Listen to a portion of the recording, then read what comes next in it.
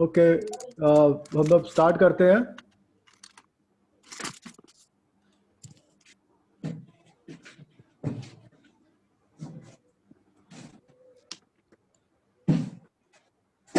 Okay, can you see this screen? Yes, sir. Yes, sir. Okay, it is unit 2 now. Okay, unit 2 है environmental studies का। पिछली बारी हमने पढ़ा था कि भाई इन्वायरमेंट स्टडीज हमारे लिए क्यों जरूरी है, और ये मल्टीडिसिप्लिनरी स्टडीज है। इसमें बहुत सारे कंपोनेंट्स डाउट था होते हैं। ओके, सर ये जो बुक है इसकी सॉफ्ट कॉपी हमको खरीदनी पड़ेगी? नहीं खरीदनी नहीं है। ओके, जो खरीद 3-4 लड़कों ने खरीदी है, कोई बात नहीं, और वो मुझे फीडबैक दें कि उनको कैसी लगी। ओके, ऐसा कुछ नहीं है, आप कोई भी किताब रेफर कर सकते हैं, बहुत किताबें अवेलेबल हैं, वो आपकी चॉइस है, it is not compulsory, right. Okay sir. तो पिछली बार हमने पढ़ा था कि कितने मल्टीडिसिप्लिनरी सब्जेक्ट है, ये मल्टीडिसिप्लिनरी सब्जेक्ट। सर आप इसका पीडीएफ सर हैं? ओके, गूगल क्लासरूम पे आप शेयर कर सकते हो? कभी करेंगे किसी टाइम, अभी नहीं। ओके, करेंगे। ओके, अभी तो पहले आप देख लीजिए, कोई खरीद के देखे, 3-4 जने खरीदे, 3 लड़कों ने खरीदी है। Okay, I want to know कि भाई कैसी लगती है उनको, मतलब पीडीएफ में आती है तो वो जब सॉफ्ट कॉपी आती है तो उनको क्या दिक्कतें हैं, so that I can improve the things. Okay, तो अभी हम पढ़ते हैं, फिर बाद में बात करेंगे इस बारे में। जितने भी हमने पिछली बार पढ़ा था एनवायरमेंटल स्टडीज के बारे में, तो हमने देखा था कि एनवायरमेंटल स्टडीज हमारे लिए पढ़ना क्यों जरूरी है। ये एक मल्टीडिसिप्लिनरी सब्जेक्ट्स है, इसमें बहुत सारे सब्जेक्ट्स इन्वॉल्व होते हैं, और हमें ये भी पता चला था कि ये अवेयरनेस बताता है पब्लिक में, पब्लिक यानी कि हम में अवेयरनेस देता है, और उससे हमारा पार्टिसिपेशन बढ़ता है, क्योंकि इन्वायरमेंट को ठीक करने के लिए या करेक्ट करने के लिए केवल कानून ही नहीं होता सिर्फ, बल्कि सब लोग उसमें इन्वॉल्व होते हैं। ओके, तो हमने ये पढ़ा था। तो अब आप देख रहे हैं कि अब आज हम पढ़ेंगे नेचुरल रिसोर्सेज। जो भी सामान हमें मिलता है इन्वायरमेंट से, चाहे वो पानी हो, हवा हो, खाना हो, ओके, कपड़े हो, everything we get it from the environment, और वो सारी चीजें कहलाती है नेचुरल रिसोर्सेज। ये इस नेचुरल रिसोर्स जो प्रकृति हमें देती है, वो सारी नेचुरल रिसोर्सेज है, पानी, हवा, things which provide from everything. हम जो जीव जंतु हैं, जीवन जो, अगर हम किसी का अगर हम चिकन भी खाते हैं, that is also given by the environment. Okay, वो भी एनवायरनमेंट में आता है। जो भी हम खाते हैं, पानी पीते हैं, दूध पीते हैं, that is also we are getting from the milk from the cow, that comes under the environment. तो जो भी चीज़ हमें मिलती है वो हमें इन्वायरमेंट से मिलती है, और वो उस इन्वायरमेंट को हम कहते हैं नेचुरल रिसोर्सेज। तो ये नेचुरल, क्योंकि हर चीज का ओरिजिन तो नेचर से ही होता है। हाँ, सब कुछ नेचर से होता है, कि इसीलिए से नेचुरल रिसोर्सेज कहते हैं। पढ़ने का तरीका है जितना सनलाइट, जैसे ये लिखा हुआ है अगर आप देखें, okay, air, sunlight, water, land, mineral, material, timber, food, okay, coal, oil, biomass, plants, all are considered as natural resources. ये सब natural resources हैं। तो natural resources के बारे में हम पढ़ रहे हैं, तो हम इसे पढ़ाई के तरीके से पढ़ेंगे, लेकिन अदरवाइज कॉमन सेंस से देखा जाए, whatever we are getting through the environment is called the natural resource in common words. Okay, a natural resource may exist as a separate entity such as fresh water, air and natural air as well as living organisms such as fish, or it may exist an alternate form which must be processed to obtain the resource such as metal, ores, iron and most the forms of energy। मतलब कहने का मतलब ये, एक तो direct form में मिलती है हमें, जैसे पानी है, एयर है, ये हमें डायरेक्टली एयर मिलती है, फिश है वो हमें डायरेक्टली इन्वायरमेंट से मिलती है। लेकिन अगर प्रोसेस फॉर्म में देखें, हमारा कपड़ा जो है इट इज प्रोसेस्ड। ओके, आलू अगर नेचर के फॉर्म से मिलता है, तो चिप्स जो हम खाते हैं वो प्रोसेस्ड है। जो मिनरल ऑयल है, ऑयल्स है, जितने भी एनर्जी, नेचुरल गैस है, ये आपको प्रोसेस फॉर्म में मिलती है, मतलब होता सारा नेचर से है। उसको आप जैसे अगर आप कहने का देखें, टिम्बर से, timber is a natural form, उसका फर्नीचर बन गया तो प्रोसेस हो गया। लेकिन we are all the getting from the environment. कुछ नेचुरल रिसोर्सेज सब जगह मिलती हैं, उन्हें कहते हैं यूबिक्यूटियस। जो नेचुरल रिसोर्सेज सब जगह मिलती है, जैसे सनलाइट, एग्जांपल है सनलाइट, हर जगह मिलती है। एयर, ओके, ये दो रिसोर्सेज ऐसी हैं जो सब जगह मिलती हैं, तो इसे कहते हैं यूबिक्यूटियस रिसोर्सेज। ओके, और जो रिसोर्सेज अलग अलग फैली हुई हैं, मतलब जैसे कि अगर कहें कि कोई मेटल है, कहीं पर आयरन मिलता है, कहीं पर जिंक मिलता है, कहीं पर कुछ और मिलता है, that is called the localised होती है वो और कुछ रिसोर्सेज लोकलाइज्ड होती हैं। Okay, that is called sporadic areas, मतलब स्मॉल एरिया में मिलती है, तो what is that is called the localised resources. जैसे एयर तो सनलाइट तो सब जगह मिलती है, तो that is called the ubiquitous resources. Okay, अब दूसरा है, एक होती है रिसोर्सेज इनएग्जॉस्टिबल, ओके, जो कभी खत्म नहीं होगी, that is called the inexhaustible. और जैसे सोलर, जियोथर्मल एनर्जी, एयर का मानना है कि ये चीजें हमारी कभी खत्म नहीं होगी, जितनी हम यूज करते हैं उतनी ही वापस आ जाती हैं, that is called the inexhaustible resources. एक होते हैं एग्जॉस्टिबल, जो कुछ टाइम बाद खत्म हो जाएंगी, ऑयल, ओके, जो स्मॉल क्वांटिटी में अवेलेबल है अर्थ में, जस्ट लाइक ऑयल, ओके, तो ये सब हमारी कुछ समय बाद खत्म हो जाएंगी, that is called the exhaustible nature. Okay, तो आपने अभी पढ़ा नेचुरल रिसोर्सेज क्या होती है। Hello sir. हाँ जी, हेलो हाँ बोलो। सर, कुछ बच्चे ले में रूम ओके उन्हें ऐड कर लीजिए। Okay okay okay okay waiting room पे है सर कुछ बच्चे। ओके,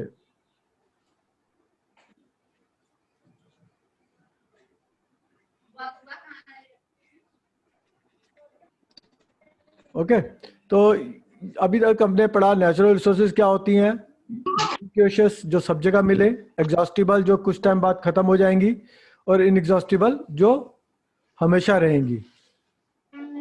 ओके, तो आप नेचुरल रिसोर्सेज, ये है हमारी एयर, इससे हमें क्या मिलता है, विंड एनर्जी मिलती है, बायोमास, ट्री मिलती है, फूड मिलता है, एल्गी मिलता है, एग्रीकल्चर, फॉरेस्ट्री, बाय प्रोडक्ट्स, ये सब बायोमास से मिलता है हमें। एनिमल्स, ये रिसोर्स है, इससे हमें फूड मिलता है, मिल्क मिलता है, चीज मिलता है, क्लॉथिंग मिलती है, बेल्ट, लेदर बेल्ट मिलती है, शर्ट मिलती है, सिल्क शर्ट मिलती है एनिमल्स से। रिसोर्स है कोल, इलेक्ट्रिसिटी मिलती है, मिनरल्स, कॉइन मिलते हैं, वायर मिलती है, स्टील मिलता है, एल्यूमिनियम कैंस मिलती है, ज्वेलरी मिलती है। ओके, नेचुरल गैस से हमें इलेक्ट्रिसिटी मिलती है। Oil is a natural resource, इससे हमें इलेक्ट्रिसिटी मिलती है, fuel for cars and aeroplanes. Okay, plastics, plant से हमें वुड, पेपर, मतलब ये paper, cotton, clothing, fruits, vegetable सब मिलता है। ओके, कहने का ये sunlight is a natural resource, हमें से क्या क्या मिलता है, फोटोसिंथेसिस होता है, सोलर एनर्जी से हमें वाटर, बिल्डिंग, वाटर हीट कर सकते हैं, और आजकल तो गाड़ी भी चलती है सोलर इलेक्ट्रिसिटी से, बसें भी चलती हैं सोलर एनर्जी से, इलेक्ट्रिसिटी भी मिल रही है। ओके, तो ये नेचुरल रिसोर्सेस है। और जियोथर्मल इंजन एनर्जी, अर्थ से हमें अर्थ से मिलते हैं, हीट मिलती है, जियोथर्मल एनर्जी मिलती है, उससे हम जनरेटर, इलेक्ट्रिसिटी यूज कर सकते हैं। वाटर से हमें पानी पीने के लिए तो मिलता ही है, ड्रिंकिंग एंड क्लीनिंग के तो मिलता ही है, पर हमें हाइड्रो इलेक्ट्रिक एनर्जी मिलती है। कहने का मतलब ये सारे हमारे नेचुरल रिसोर्सेज हैं और उसके ये प्रोडक्ट है, क्योंकि नेचुरल रिसोर्सेज डायरेक्ट है ये, और इसके हमने प्रोडक्ट बना दिए। तो ultimately we are all things we are getting from the environment. तो इन्वायरमेंट हमारे लिए कितना जरूरी है ये आप समझते हैं कि हम सब कुछ जो भी हमें मिलता है वो इस इन्वायरमेंट से ही मिलता है। धरती से मिलता है, आकाश से मिलता है, एयर से मिलता है, कोल से मिलता है, मिनरल मिलता है, नेचुरल गैस, ऑयल, प्लांट्स, जो भी कुछ मिलता है हमें वो इन्वायरमेंट से मिलता है। अब इन्वायरमेंट को उसने दो भागों में बांटा हुआ है, एक बायोटिक और एक अबायोटिक। नेचुरल रिसोर्सेज को दो पार्ट में बांटा गया है। एक बायोटिक माने जीव जंतु, plant, okay, that is even जो ऑयल है, फॉसिल फ्यूल्स, वो भी बायोटिक में आता है क्योंकि वो हमें लिविंग थिंग से मिलता है। और एक होता है अबायोटिक, बट अबायोटिक मीन्स जो हमें नॉन लिविंग थिंग से मिलता है, जैसे gold, copper, iron, diamonds, okay, water, ये नॉन लिविंग थिंग्स है। Biotic and abiotic. Two types of resources. अब नेचुरल रिसोर्सेज को अगर ये आप देख पा रहे हैं, नेचुरल रिसोर्सेज है, एक होती है रिन्यूएबल, एक होती है नॉन रिन्यूएबल. रिन्यूएबल मीन्स मान लीजिए किसी रिसोर्स को हम यूज कर रहे हैं और वो अपने आप उतना ही भरता जा रहा है, अपने आप ही पैदा होता जा रहा है. That is called the renewable resources. Okay, जैसे आप करें पानी को कह सकते हैं इट इज ए सनलाइट जो है वो रिन्यूएबल है, या वाटर इज रिन्यूएबल. पानी हम पीते हैं, खत्म करते हैं और साथ साथ वो बढ़ता भी जाता है. और नॉन रिन्यूएबल मीन्स जो हम खर्च कर रहे हैं वो साथ साथ उतने स्पीड से नहीं बढ़ रहा जितनी स्पीड से हम खर्च कर रहे हैं. That is called the non renewable.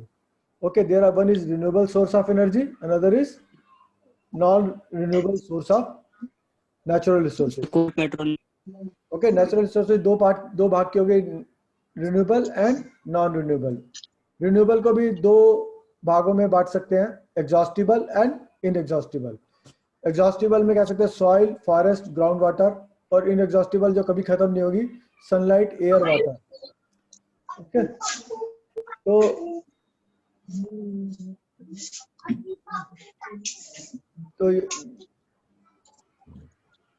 Okay sir Latin कर लीजिए, स्टूडेंट वेटिंग रूम में. सर लेटिन कर लीजिए. हाँ जी सर लेटिन कर लीजिए, कुछ स्टूडेंट वेटिंग रूम में है. सारे ले लिए मैंने. Some student. सारे ले लिए, कोई नहीं है वेटिंग रूम में.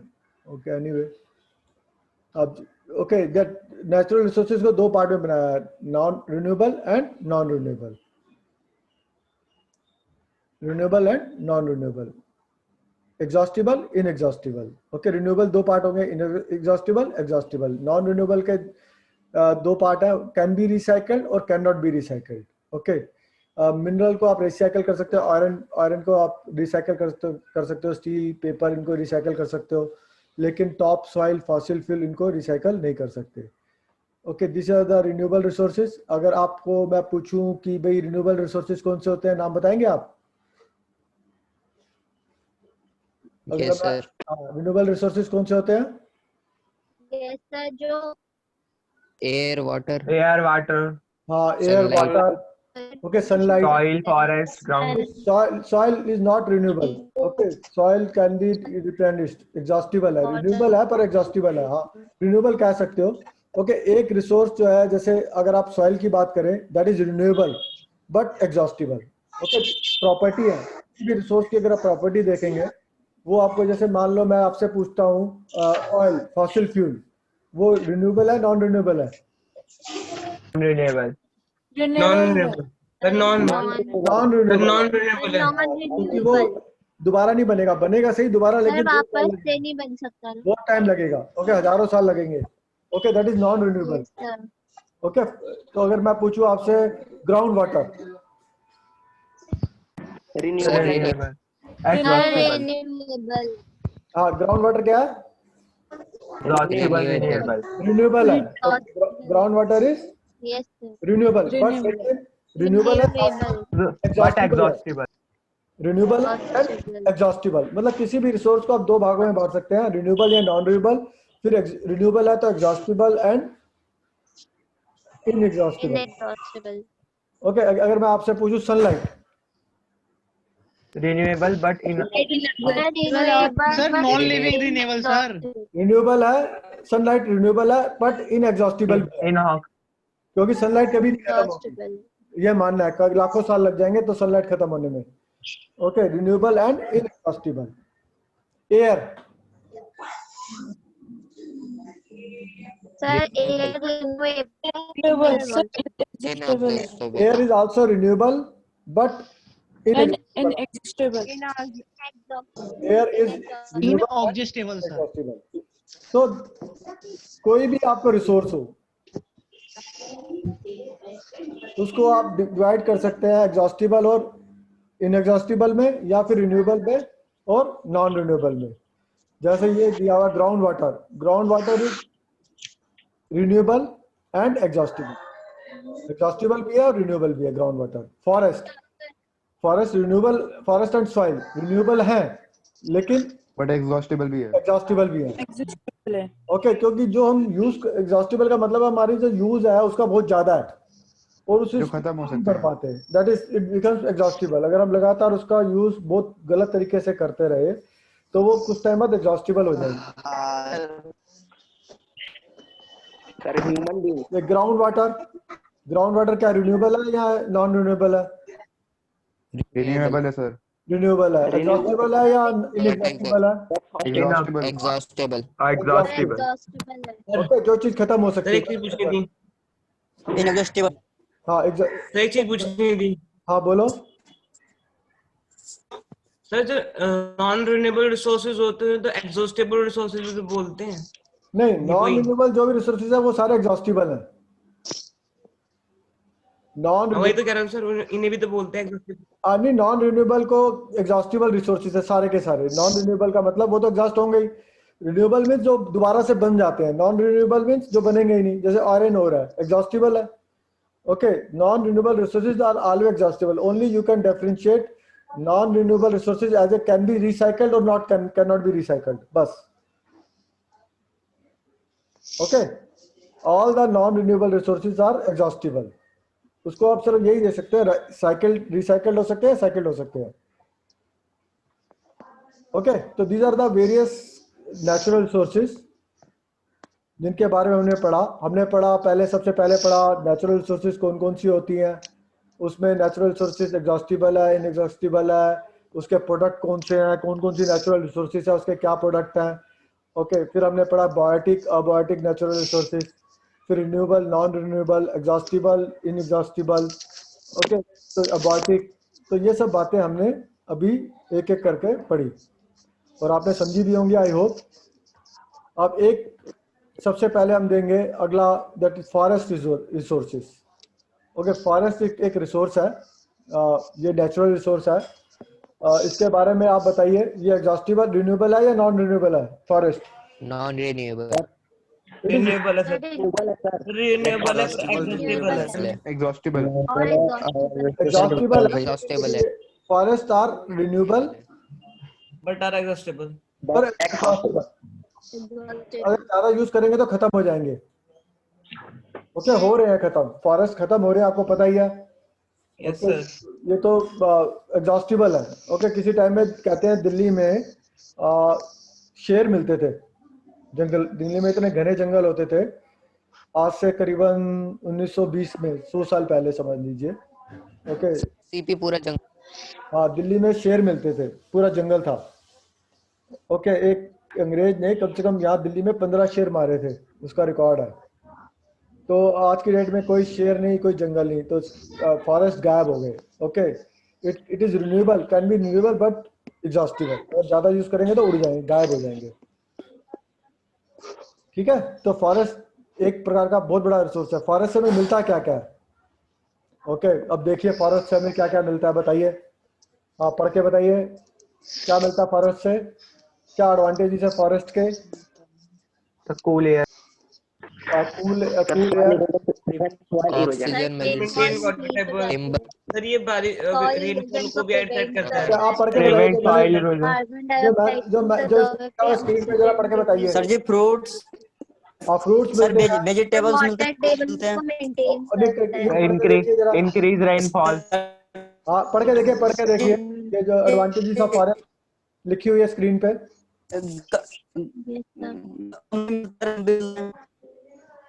अरे नजर आ रही है? Yes sir.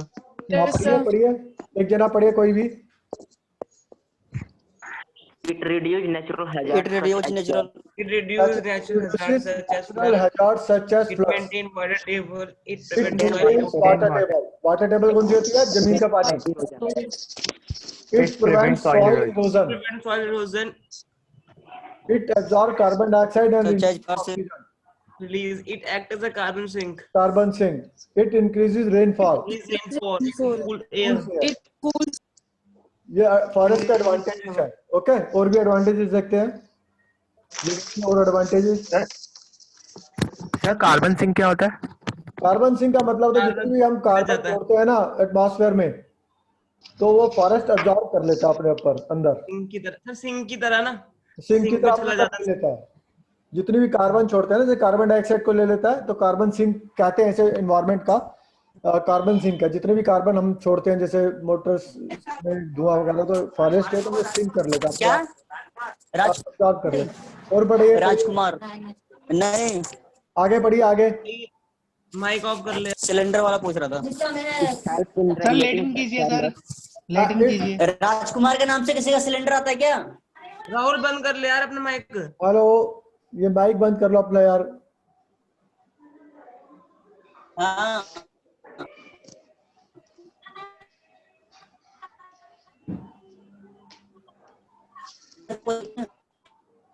ओके, मैं सबको म्यूट कर देता हूँ थोड़ी देर के लिए। ओके बताइए जरा, और एडवांटेजेस बताइए। It purifies water. It नहीं, इसको maintain water देख के table. पढ़ के बताइए, पढ़ के बताइए। It's help in regulating climate. Climate को रेगुलेट करता है। Okay, it helps in regulating climate. Okay, अगर कहते हैं ना जंगल चले गए तो गर्मियां सर्दियां सब गड़बड़ हो जाती हैं, इट रेगुलेट्स द क्लाइमेट। और It's purify water. It maintain groundwater table. Ground water table को बनाए रखता है, पानी को धरती के अंदर सोखने में मदद करता है, प्यूरिफाई करता है पानी को। Another one, it serves as genetic reserve. Okay, बहुत सारे प्राणियों का ये एक प्रकार से फॉरेस्ट में पैदा होते हैं, मतलब उनका रिजर्व रखता है उनको। और आगे, Forest also serve as a recreational area. Recreational area, मतलब आप उधर पिकनिक मनाने भी जा सकते हैं फॉरेस्ट में। Okay, forest also serve as a recreational area, picnic मनाने भी लोग जाते हैं, जैसे ट्रैकिंग पे जाते हैं लोग। ओके, तो that is also act as a recreational area. और बताइए। It provide food and shelter to the wildlife. जितने भी वाइल्ड लाइफ है, जंतु हैं, उनको वो खाना देता है और उनके लिए घर का काम करता है। Next, It provide livelihood to various tribal people. Tribal people जितने भी होते हैं, मतलब जितने भी जनजाति के लोग होते हैं, उनको ट्राइबल्स जो भी है उधर के लोगों को खाना और रोटी कपड़ा सब उससे मिलता है। उनको लाइवलीहुड का सारा साधन जंगल से ही मिलता है ट्राइबल पीपल को। Next, It provide wood for various purpose used by human beings. Okay, it provides wood for various purpose used by the human beings. But हमें लकड़ी देता है। ओके, बम्बू देता है, another type of wood which is extensively used.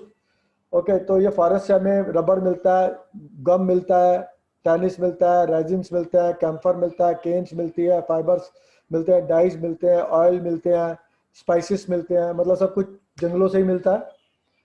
हमें नीम, तुलसी जैसे पौधे जो मेडिसिन के काम आते हैं वो भी जंगल से ही मिलते हैं।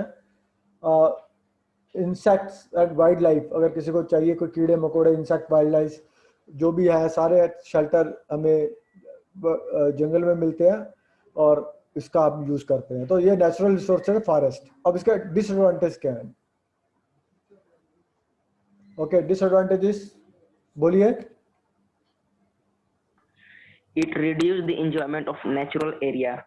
जंगल होते हैं तो भैया हम लोग जा नहीं पाते उसमें, तो हमारे लिए एरिया खत्म हो जाता है वो। It reduces the area. हम नहीं तो घर बना लेते, कुछ पेड़ पौधे उगा लेते, लेकिन that reduces the enjoyment of natural area जो हमें मिलता है उसको रिड्यूस करता है। और बताइए। ये हमें food producing capacity, grazing land और कल्टिवेटेड लैंड को रिड्यूस करता है, मतलब मिलती नहीं है, कहने का मतलब है। इट रिड्यूसेस बायोडाइवर्सिटी, जंगल में ज़्यादा बायोडाइवर्सिटी नहीं होती। Okay, it removes available water for human and wild life. Okay, जो पानी की जो हम दहन कर सकते हैं जंगलों की वजह से, हम उनको नहीं रोक ले पाते। Okay, it herbs dangerous and destructive wild life, वो काफ़ी डेंजरस और डिस्ट्रक्टिव जंगली जंतुओं को अपने पास रखता है। It act is a reservoir of human and life stock disease, इसमें कई प्रकार की बीमारियां भी पैदा होती हैं जंगल से। ओके, कहने का मतलब है these are the drawbacks. Drawbacks तो बहुत कम है, एडवांटेजेस ही ज़्यादा हैं जंगल की, फॉरेस्ट की। Next is deforestation. Deforestation mean जंगल की कटाई। ओके, हम जो इंसान है वो जंगल क्लियर कर रहा है, किसी कारण से, अगर आपने रोड निकालनी है जंगल के बीच से तो जंगल काटना पड़ेगा। ओके, कई बार एग्रीकल्चर को आपने बढ़ावा देना है तो जंगल काटना पड़ेगा। ओके, कई बार आपको सामान चाहिए, वुड चाहिए, टिम्बर चाहिए, ओके, तो हम जंगल को काट देते हैं। That is called the deforestation. Okay, deforestation हम ज़्यादा कर रहे हैं, मतलब कटाई ज़्यादा कर रहे हैं, प्लांटिंग कम कर रहे हैं, तो इसकी वजह से ये डिफॉरेस्टेशन जो फॉरेस्ट है एग्जॉस्ट रिन्यूएबल है पर एग्जॉस्टिबल है। ओके, कॉजेज क्या है डिफॉरेस्टेशन के?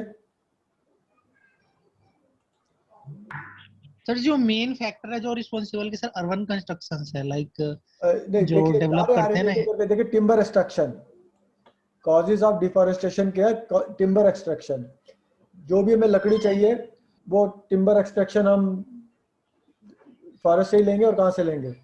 एक बहुत बड़ा कारण है माइनिंग। मान लीजिए मुझे पता चल गया कि इस फॉरेस्ट के नीचे कोल है, मान लीजिए, तो हमें सारा जंगल काटना पड़ता है कोल निकालने के लिए। ओके, तो ये एक बहुत बड़ा कारण है माइनिंग डिफॉरेस्टेशन का। अगर मान लो कि एक टनल खरीदनी है, माइनिंग तो सबसे बड़ा कारण है डिफॉरेस्टेशन का। अधिकतर जो डिफॉरेस्टेशन हुए हैं ना, अधिकतर माइनिंग की वजह से हुए हैं कि हमें कुछ माइनिंग में सामान चाहिए था, कोई और चाहिए था, तो हमने सारा जंगल काट दिया। ओके, और उसको जो माइनिंग इतना आसान प्रोसेस नहीं होता, उसके लिए रोड, टनल, डैम, पता नहीं क्या क्या बनाना पड़ता है। तो इन सब को बनाने के लिए भी हमें फॉरेस्ट डिफॉरेस्टेशन करना पड़ता है। ओके, हाइड्रो पावर डैम्स, जब भी हम डैम्स बनाते हैं तो उसकी वजह से हमारे को काफ़ी डिस्प्लेसमेंट होता है, और काफ़ी जब पानी को उधर इकट्ठा करते हैं तो हमें काफ़ी सारा डिफॉरेस्टेशन करना पड़ता है डैम्स के लिए, मतलब माइंस के लिए, इंफ्रास्ट्रक्चर डेवलपमेंट के लिए। तो ये सब हमें जो डिफॉरेस्टेशन का कारण बनती है। तो टिम्बर तो है ही है, उसके अलावा और भी बहुत कारण है कि जो डिफॉरेस्टेशन करते हैं। ओके, और डिफॉरेस्टेशन का एक कारण ओवर पॉपुलेशन भी है। जितना अगर पॉपुलेशन बढ़ेगी तो हमें ज़्यादा सामान की जरूरत होगी, तो हमें ज़्यादा कटाई करनी पड़ेगी। इंडस्ट्रियलाइजेशन भी डिफॉरेस्टेशन का कारण है। अगर हमें शहर बसाने हैं तो हमें तो डिफॉरेस्टेशन करते हैं। मतलब कहने का मतलब एनवायरनमेंट एक, मैंने जैसे शुरू में ही बताया था, एनवायरनमेंट स्टडीज एक ऐसा सब्जेक्ट है आपस में रिलेटेड है। ओके, कॉजेज में जस्ट आपको याद नहीं करना, इस सब्जेक्ट को आपको याद नहीं करना। ओके, समझना इस बात को कि डिफॉरेस्टेशन के कारण क्या है। ओके, फॉरेस्ट के एडवांटेज क्या है। अब ये इफेक्ट्स ऑफ डिफॉरेस्टेशन, जो उसके एडवांटेजेस थे हमारे फॉरेस्ट के, ओके, वो इफेक्ट हो जाएंगे। मतलब क्या हो जाएगा? उल्टा बोलते रहो, पानी का टेबल खराब हो जाएगा, क्लाइमेट चेंज का फर्क पड़ेगा, ड्राउट हो जाएगा। ओके, डिफॉरेस्टेशन ज्यादा करेंगे, सॉइल इरोजन हो जाएगी, इकोसिस्टम इफेक्ट करेगा, it reduce the supply of timber खत्म हो जाएगी। Okay, quality of air destroy हो जाएगी। मतलब ये आपको सोचना है कि भाई क्वेश्चन क्या है, उसका आंसर क्या है। अगर आप इसी क्वेश्चन को आप फॉरेस्ट के एडवांटेज से लिंक करेंगे तो आप कहेंगे ये एडवांटेज है। इफेक्ट्स क्या है? वही एडवांटेज उसके इफेक्ट्स बन जाते हैं। मतलब कोई भी चीज वही घुमा फिरा के अगर आप देखेंगे तो उसका इफेक्ट, उसका कॉजेस सब आपको उसी 25-30 पॉइंट्स में मिल जाएगा। ओके, 25-30 पॉइंट्स का कौन से हैं? Population, industrialisation, urbanisation, infrastructure development, mining. Okay, और आप ये कर लीजिए हाइड्रो पावर डैम्स। ओके, ये सब कारण भी है। Dam construction, sir timber extractions, legal timber logging, extraction, मतलब कुछ भी बोलते रहिए। मतलब आप देखेंगे it is a very common subject. अगर इसको आप रटने की is also used for fuel sir. हैं? Hello sir, used for fuel. हाँ सर जी, लेटिंग कर लीजिए, कुछ स्टूडेंट वेट कर रहे हैं सर। लेटिंग मतलब कोई कीजिए बात सर। नहीं, मैं अपलोड कर दूंगा, रहने दो, वो क्या खत्म होने वाला है। ओके, ठीक है सर। तो ये सब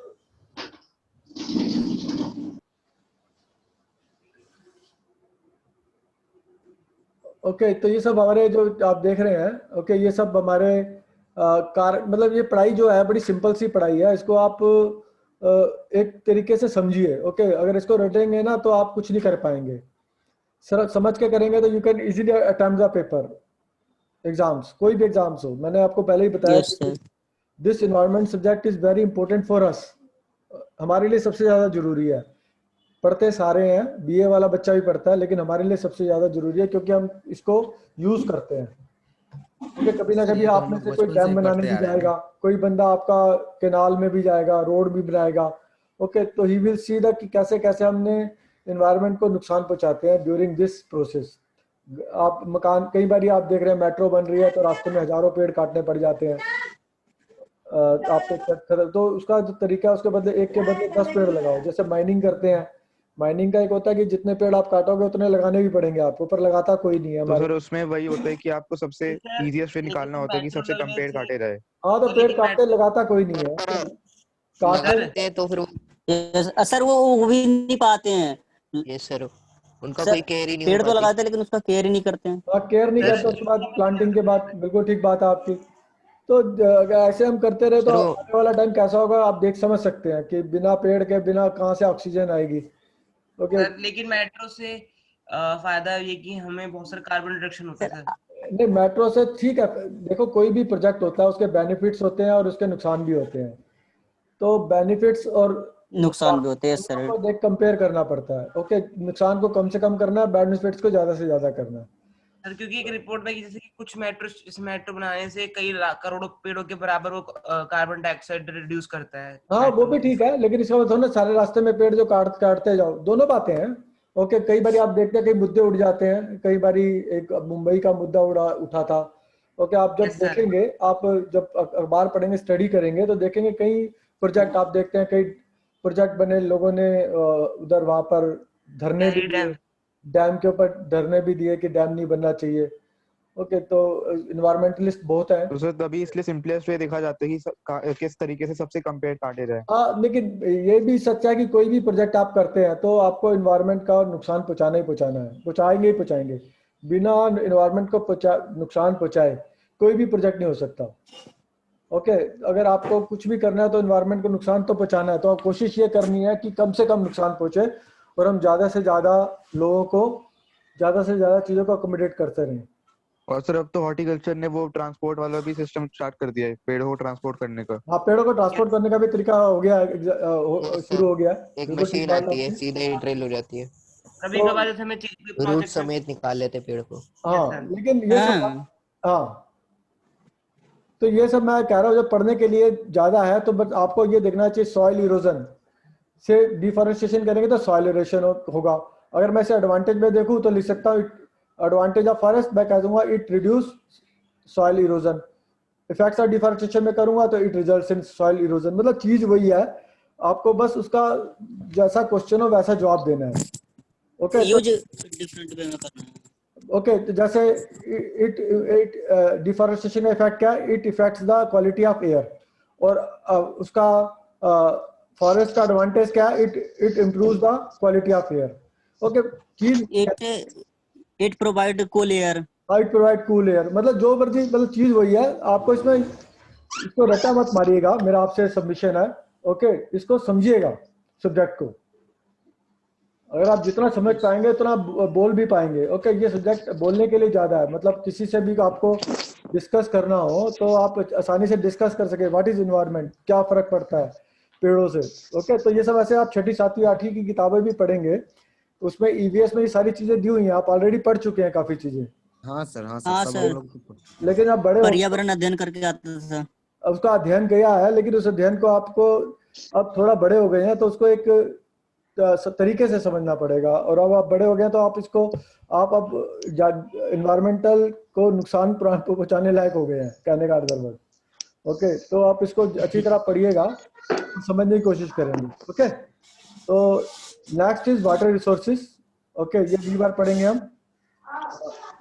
तो आज हमने फॉरेस्ट पढ़ा और नेचुरल रिसोर्सेज के बारे में पढ़ा, ये सब बातें हमने पढ़ ली। तो आप इसके ऊपर जो क्वेश्चंस आप कर लीजिए। Okay, what are the natural resources, what is the renewable resources, what is the non renewable resources, what are the advantages of forest, what are the disadvantages of forest, what is deforestation, what are the causes of deforestation, okay, what are the effects of deforestation, okay, ये सब बातें, ये questions बन जाते हैं आपके।